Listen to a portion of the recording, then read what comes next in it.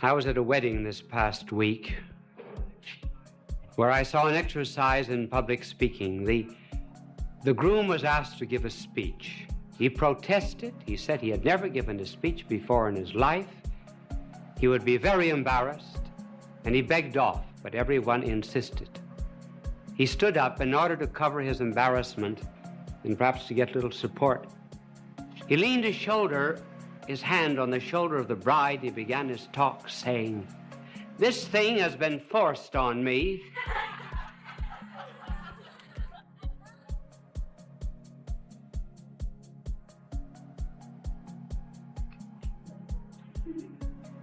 I was giving a lecture not long ago in a hall, and I was heckled from the hall. Someone interrupted, it was not at all to the point of the lecture, and said, "How was Jonas in the belly of the whale for 3 days?" I said, "I really do not know. But I said, when I get to heaven, I will ask Jonas." He said, "Suppose Jonas isn't there." Well, I said, "Then you ask him."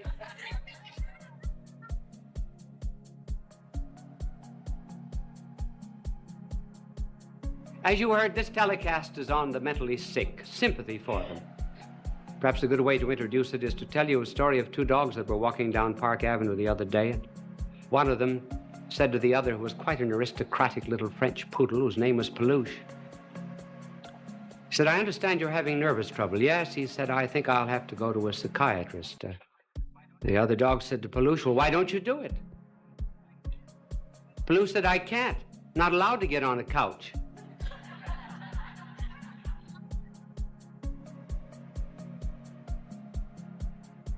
Why is it that we have more mental disorders in the United States than there is in the Eastern world? 51% of the hospital beds of the United States are occupied by mental patients. A mental breakdown is almost peculiar to Western civilization. The reason is this: what keeps people normal is being under necessity. That is to say, having a destiny to work out, or the fulfillment of a quest of some kind. Now, the Eastern people are under a very elemental necessity. There are 2 kinds of necessities. One of them is physical. The Eastern people have to satisfy the elemental requirements of life, the 3 R's. In other words, they have to have a roof for their head, rags on their back, and rice for their stomachs. And as long as they are bound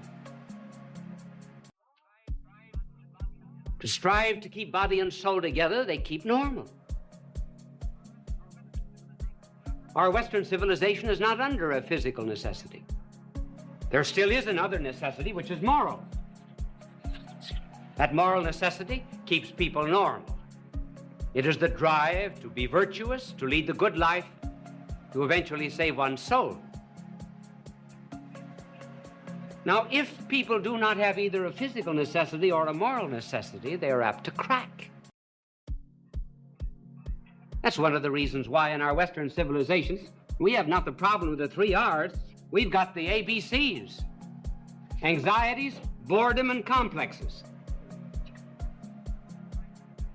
Now we might ask, what are, from a popular point of view, after all, this is not a medical discourse, the principal kinds of mental disorders from which people can suffer? Well, they are 2 kinds. And we will describe them quickly and as briefly as possible. One of them is psychoses. The other, neuroses. One difference between the 2 is that this is organic. It is constitutional. It has something to do with blood and our whole physiological structure, though it could be induced also by some kind of shock. The other, the neuroses, is something that is acquired. It is not organic, it is a trait in personality. For example, someone who has a superiority complex, the desire to be above everyone else. We say this is organic. This is not to be helped so much by any kind of analysis. Some time ago, doctors made an experiment with rats who had been trained to go up certain strings and then to seek in apertures for food. The doctors took blood from a schizophrenic patient, a human being, and injected that blood into the rats. The rats, to a great extent, lost their training, which shows that the basis in some way is organic. That is one difference between the two. Another difference between the two has to do with reality. The psychotic patient is to a great extent outside reality. That is to say, he lives in a world of fantasy. Suppose he's a paranoic and believes that he's being persecuted. That's not a real world. No one is actually following him, though he believes it. The neurotic patient, on the contrary, is in a much more real world, but he has disturbed relations about that world. To explain it much more simply, a psychotic patient believes that 2 and 2 equals 5. Therefore, he's wholly out of contact with the real world, has a logic all of his own. That's one of the reasons why it's rather difficult to use argumentation and reasoning with psychotic patients. The neurotic patient believes that 2 and 2 equals 4, but he's worried about it. Then another difference here, the psychotic has little responsibility, but has some responsibility. Here, there is great responsibility. The neurotic is in flight from responsibility, a flight to illness. For example, there was one man who had worked in an office for 20 years. He was sure that he would be named vice president. He felt that he should have been named one of the 76 vice presidents, but he was not. A younger man was named ahead of him. He developed headaches, sickness. He was not able to go to work. He was not really sick. He was in flight from responsibility because his pride was hurt. Now, those are some of the differences existing between the two kinds of mentally sick, which brings us to this other question. Why is it that so many people break? Now, here we're not so much concerned with the psychotic as with the neurotic, though the explanation will, to some extent, hold. The best explanation that there is that which is given by Dr. Viktor Frankl of Vienna. Now, he uses a very long term to describe it. Doctors must do that, you know. They're like philosophers and theologians. Sometimes big words carry the burden of those who are too lazy to think for themselves. And the test of understanding anything is always to be able to explain it. I can remember once when I was in class in philosophy, the teacher said to me, "Explain time. Give a definition of it." I said, "I know what it is, but I can't tell you." He said, "You do not know what it is. If you knew what it was, you could tell me." So now I wonder if I can explain Dr. Frankl's term for many, which he gives as the explanation of many neurotic cases. He calls it existential neurosis.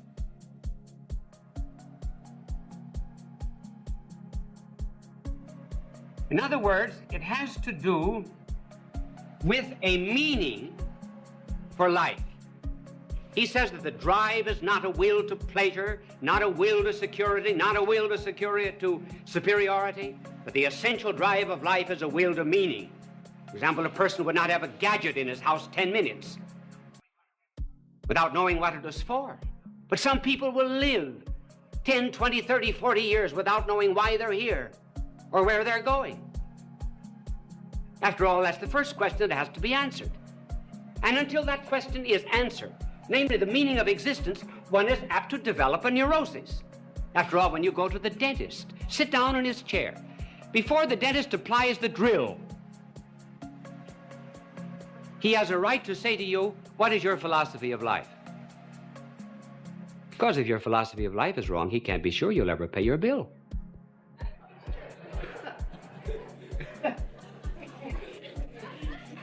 Must be some dentist in the audience.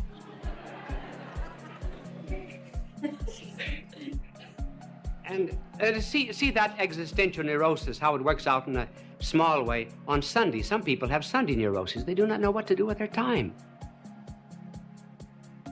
Leisure is one of the big problems of Western civilization. We work only 38, 40 hours a week, and there are 168 hours in the week. What purpose is life?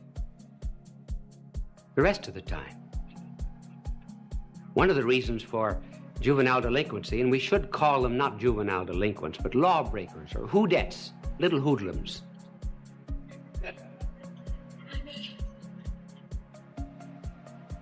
One of the reasons is these young people are in protest against their elders and their parents and their teachers, their educators, who are not giving to them a purpose of life. So they're out to destroy. They can see no goal or purpose in anything.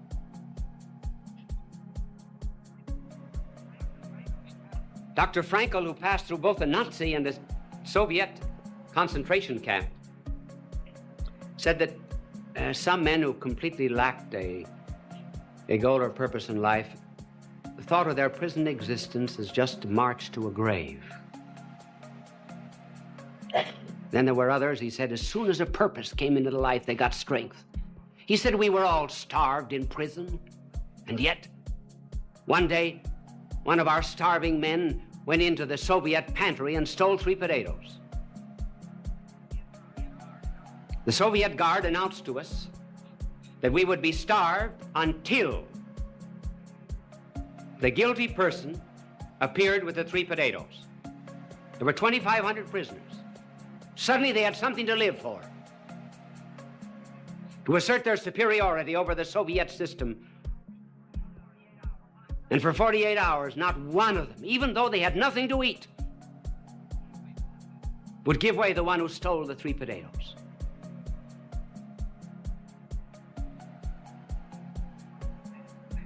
He said one other man who was suffering every form of torture in this concentration camp, and someone said to him, "How do you bear it so well?" He said, "When I came in here, I made a pact with God. I promised him that I would endure every manner of suffering without any kind of protest, if only my wife would be spared from a Soviet prison camp." And that's what makes the difference. Example with our missionaries in China.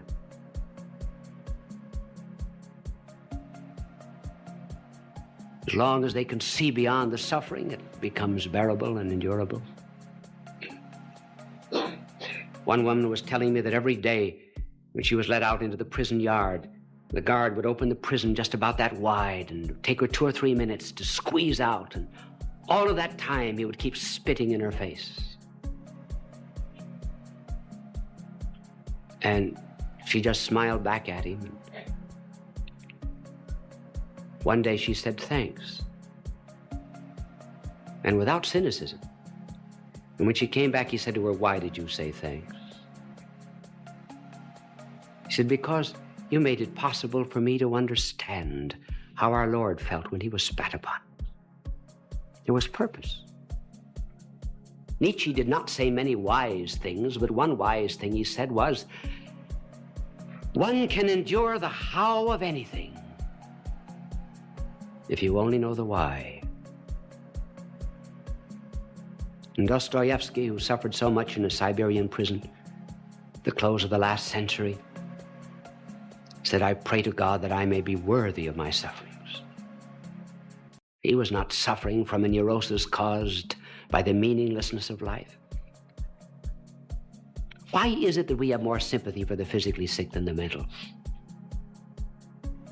They get little sympathy. One reason is, I suppose, we have no experience of the mentally sick. We understand physical suffering. Then we attach a shame to mental sickness. We regard it as a stigma. Someone in the family is sick, we hide it. We do not hide the fact that someone has cancer, tuberculosis. I know of no spiritual book that has been written just for the mentally sick, for the psychotic and the neurotic. Now here's the point that I want to make. Whenever people suffer and we bring them consolation, we always tell them about our Lord on the cross. You see, our blessed Lord took upon himself all the sufferings of the world. First of all, because they were the effects of sin. And also, so that we could never say, God does not know what it is to suffer. And also, that later on, when he had triumphed over his sufferings, that we might see in others his agony all over again and be sympathetic to them. But when we talk to the sick, it's almost always to the physically sick, hardly ever to the mentally sick. Are they deserving of sympathy? I believe, really and truly, that our Lord suffered on the cross for the physically sick and in the Garden of Gethsemane for the mentally sick. Look at the words that describe his agony there. Sorrowful unto death. Sad. Heavy. Fearful. All the psychological descriptions of these people whose minds are disturbed in some way. And then he suffered the loneliness that they have, their isolation from society. Loneliness by finding his apostles asleep. Loneliness by shutting off all divine consolation. Though he said, I might have asked my Father for 12 legions of angels.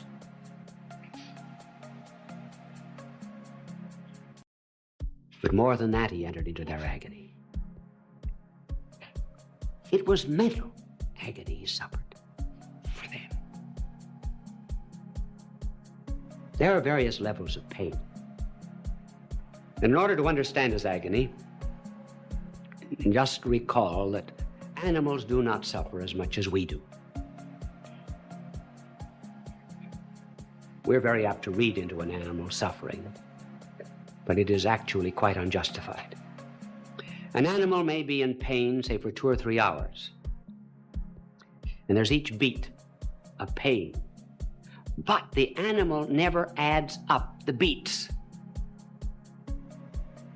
What might be the 20th stroke of the hammer of pain is not to him the 20th stroke.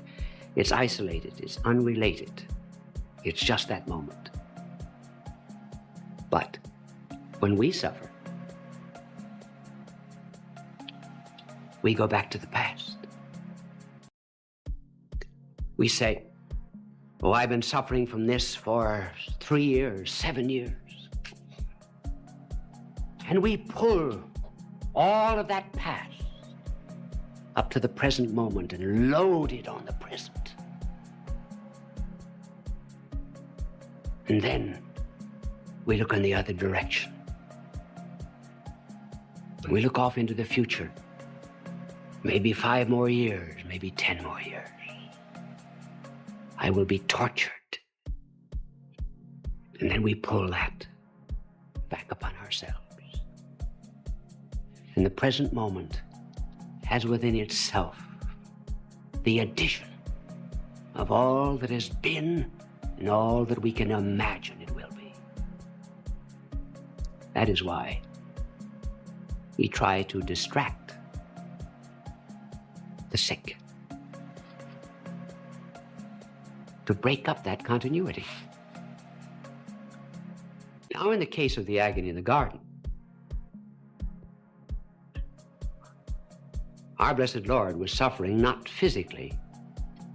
He was suffering spiritually and mortally. What physical pain is to you and me, that moral evil is to him. Rather difficult for us to understand that, but it is true that only the innocent understand what guilt really is. So he begins to take upon himself all of the guilt of the world, all of that guilt that produced in some way, however indirectly, all the psychotic patients of the world. And all of the denial of guilt that produced all the neurotic patients of the world. And that is principally what neurosis is, the denial of the responsibility of their own guilt. And he took all of that upon himself as if it were his own. And the very thought of it, denying himself all divine encouragement, was so great that it drew from out of his body blood that fell as beads forming a rosary on the olive roots, a blood-red rosary of redemption. So that from that moment to this, the mentally sick could never say he does not know what it is to be sad and sorrowful unto death.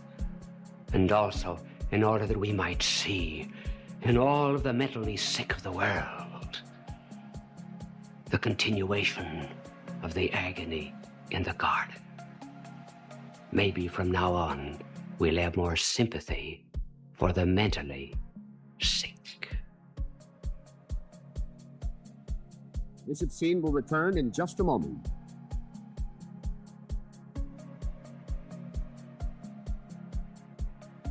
There are actually 4 distinct stages which we will enumerate in the meeting of boys and girls. The last stage of all is courtship. The first of these stages is what might be called a togetherness of boys and girls. And the second stage is separation. The third stage, I give this rather peculiar name, is to confuse you and make you think that I'm very learned about this problem, is crystallization. And fourth is courtship.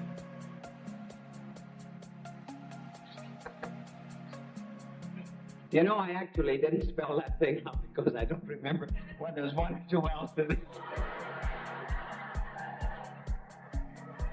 Two else, aren't there? Crystallization? Well, I'll leave it that way. It's much better.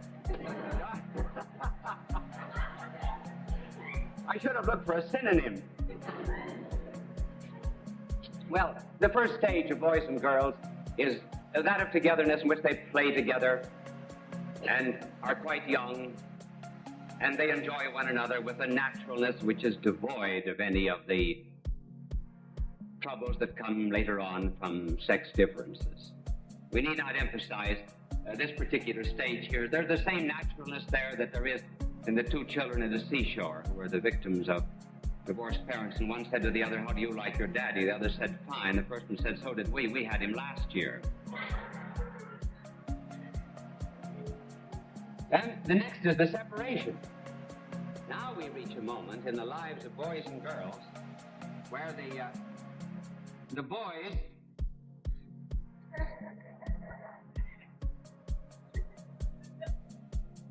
separate from the girls.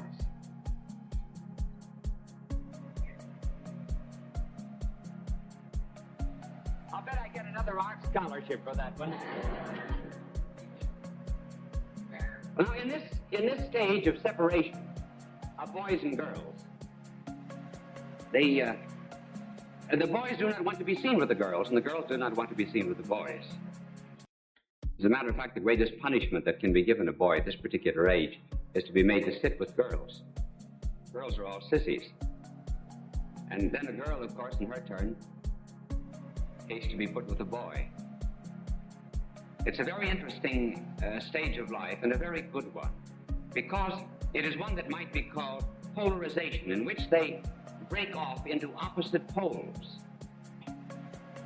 They might be called, actually, the positive and negative charges of electricity. You would never have sparks of love later on unless there was polarization at this moment. And this separation or polarization allows each of them to develop their physical and psychical differences. For example, the boy, when he's with other boys, becomes aggressive, develops heroism, certain talents, aptitudes, has his own ideals, and has the potentials of manhood within him. The girl, on the contrary, when she's with other girls, she develops effeminacy, the right kind, delicacy, refinement. She begins to learn and understand that she has a rhythm that beats with the rhythm of the cosmos. And there is given to her some great and tremendous, mysterious, creative possibilities. This stage of separation is really so ideal that at this point of life, it is very well to have boys and girls educated separately. Otherwise, if you've got a too precocious mingling of boys and girls, the boys are apt to become sissies and effeminate, and they grow up not to be men, but mannequins. And the women in their turn, the girls in their turn, if they're too much mixed up with boys at this early age, they become boyish, impudent, rough, wear overalls. Not that there's anything wrong in wearing overalls, but it just simply is an evidence of how they tend to a certain kind of mannish dress. No boy, normal boy, loves a girl who is just a little too mannish. And no man ever loves a woman who has lost her femininity.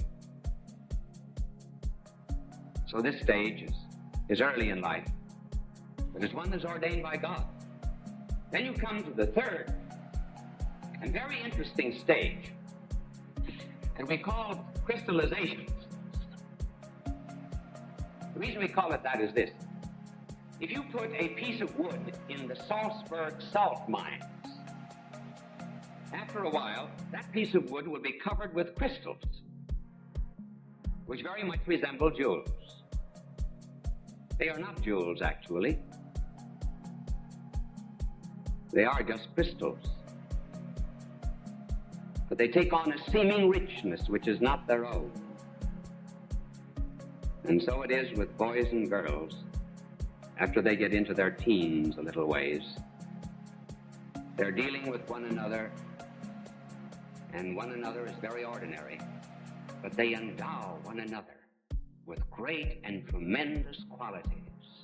They really are crystals, and they think they're diamonds and jewels. And at this age of crystallization, there begins a divinization, in which the boy is called a kind of a god. The girl is always an angel. And girls will say of boys at this age, he is positively divine. Then the words worship, adore, eternity are always coming into play. My little angel told me before I came out, when I told him about the girls were called angels at this age, he said, it'd be well to inquire if an angel can cook, particularly angel cake.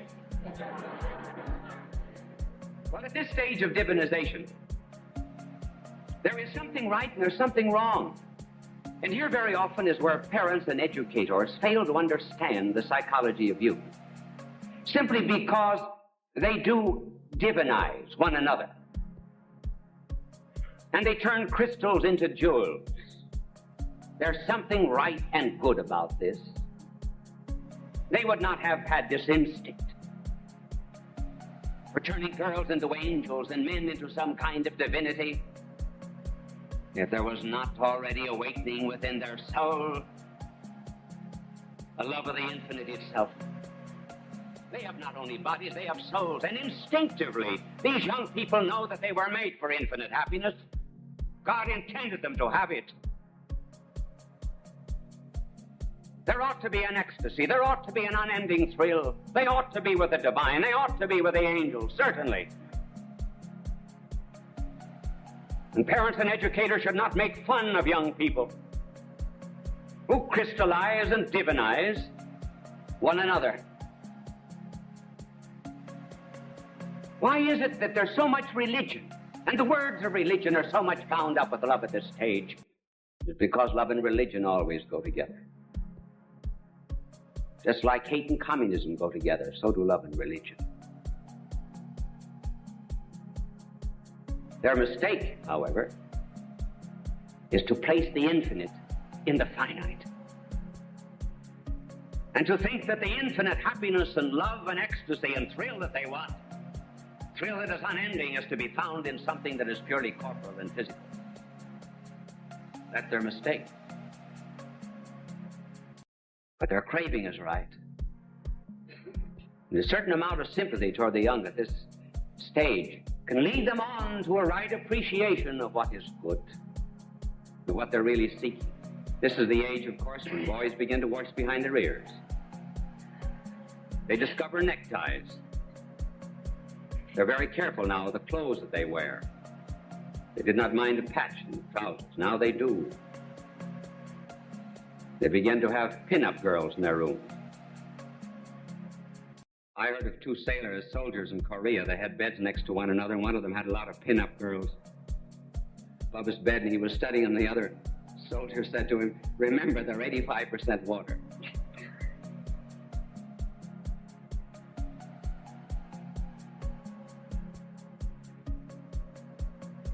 And then the girls at this stage discover lipstick, high heels, and perfume.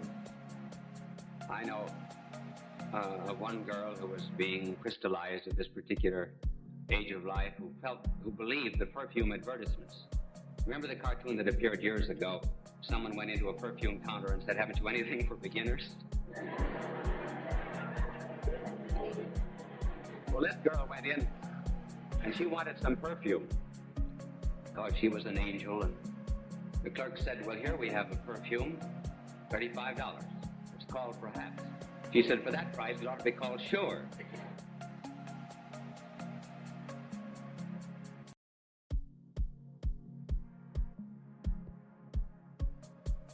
This is also the stage when boys and girls are absolutely convinced that their parents know nothing at all about love. The parents are old-fashioned. They're behind the times. They're outmoded. We're living in the 20th century. They were Victorian. They're back in the 19th century. Why do they develop this critical attitude to their parents? Because there's something new. Planets have been spinning for centuries and centuries until finally love has come to them. This is an absolutely unique experience. The parents never passed through it. They know nothing about it. That's why they're ignorant. That's why their parents would never be consulted. It's an unfortunate stage from that point of view. And it's not love. It's just the sap in the springtime.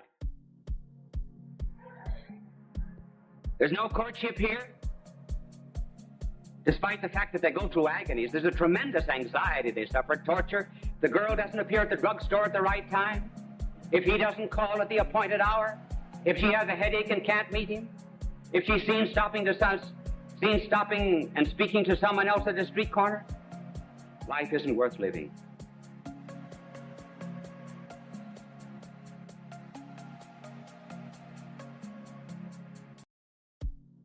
This has rightly been called puppy love. And a little warning, if boys and girls marry during puppy love, the chances are they'll lead a dog's life later on. Now we come to courtship. And courtship, we cannot give all standards and tests, but we will give just a few. Two will refer to young men and young women together.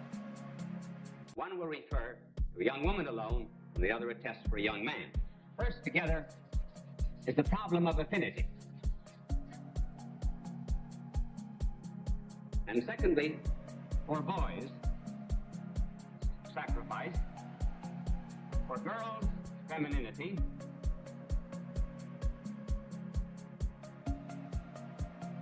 And fourth, the ability to pray together. Our first affinity.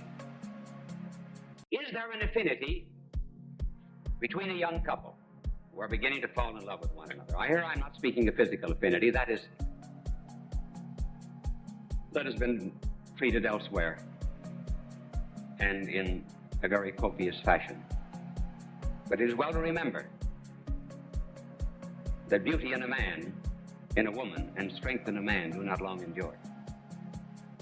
They are given to young people only to serve as purposes of allurement. And they pass away later on in life. Yes, he is a strong man when he makes an end run on a Saturday football team, but ask him later on to take down the screens.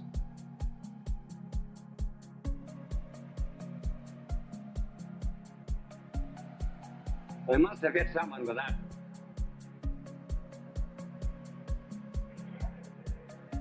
So there must be some other affinity besides the physical, namely, an interest one in the other.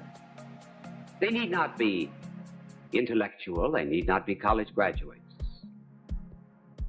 but they must have one mind and one heart. If, for example, the husband is a salesman, he comes home at night and says, "Listen, dear, wonderful, wonderful thing happened. I sold 1,000 refrigerators today." And she says, "How do you want your eggs?" Now, that's one of affinity. A musician, for example, should never marry a woman who's tone deaf. But above and beyond all that, married life is very much like a game of tennis. There's a give and take. And there should be an abundance of that. And the real test,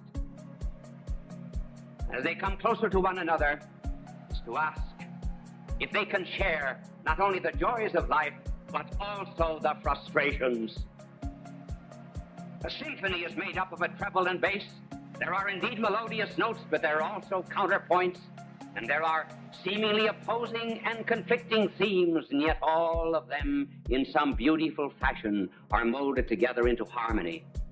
So too, if there's true affinity, the crosses and trials of life will be understood by both, as well as the joys. That is the first condition. Then a test for the young man. Is he an egotist? Is he selfish? Or does he know how to make sacrifices? And as regards sacrifices, remember, sacrifices are born of love. That's the reason he gives a ring of gold instead of tin. Because it costs him. If he's egotistic before marriage, he'll be egotistic afterwards, more so. If he sends you 100 flowers before marriage, you'll get 10 afterwards. If he has 4 roses before marriage, he'll have 40 roses afterwards.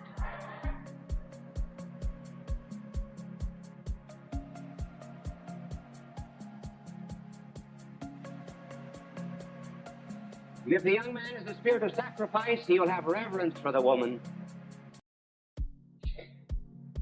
Reverence for the mystery of femininity, knowing that she is not a bargain counter where a motley crowd can purchase. Find indeed the young man who can treasure for days and for weeks and for years the gift of a rose or the touch of a hand of a friend.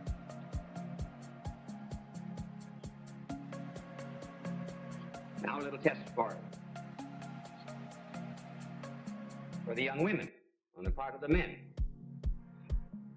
Has she femininity? What does that mean? Every woman was made to be a mother, either physically or spiritually. Physically by the generation of physical life, and spiritually by the generation of spiritual life, and by tending the ills of others and by serving divine and holy causes. And if she is a true woman, she will be looking forward to preserving strength and beauty. His strength and her beauty will fade. But will she be able to give him the assurance? And has she an interest, for example, in prolonging his strength into the boys of the family and prolonging her beauty into the daughters? Has she depth so that there will be, as life goes on, a progressive revelation of mysteries? Not just the mystery of the flesh, but the mystery of her mind, the mystery of her heart, the mystery of her soul. As she brings forth the incarnation of their mutual love,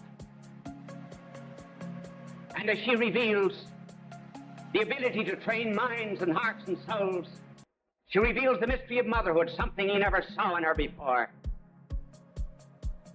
And above all, as she reveals the greatest of all the arts, the art to be a mother.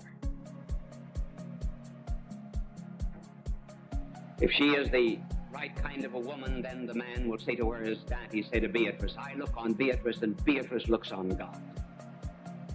Leon Blois said, the more a woman is holy, the more she's a woman. And finally, can they pray together? If they can pray together, then there will be fidelity. Then they will have the same conscience, and where there's the same conscience, there's charm. And charm never ages. Now they begin to understand why they wanted the infinite and the angels and the divine in that younger period of crystallization. Now they begin to see that religion and love are really combined. Why is it, for example, they speak of our love, as if it were something outside of both, as if it were more than the addition of the love of the thou and the I. Why do they speak of this curious thing, our love, if it be not a reflection of the divine love of the triune God, where there is the lover, the beloved, and love? Why is it that they see in the springtime, in the birds, in the autumn, in the waterfalls, in the moon and the stars, telltales of love? Everything seems to speak to them, if it be not because only lovers understand that God, the Creator, made everything in this world out of love. Why is it that they want to exchange secrets one with another and unburden their hearts?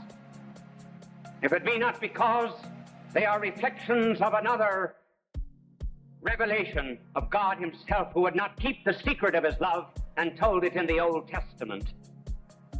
Why is it they want to be two in one flesh, if it is not in order to prolong through history the great mystery of the divine and human natures of Christ? Why is it that the lover is always on his knee and the beloved is always on a pedestal? If it is not because there's humility and a sense of unworthiness, and in preparation for communion one with another they say, Lord, I am not worthy. Homini non sum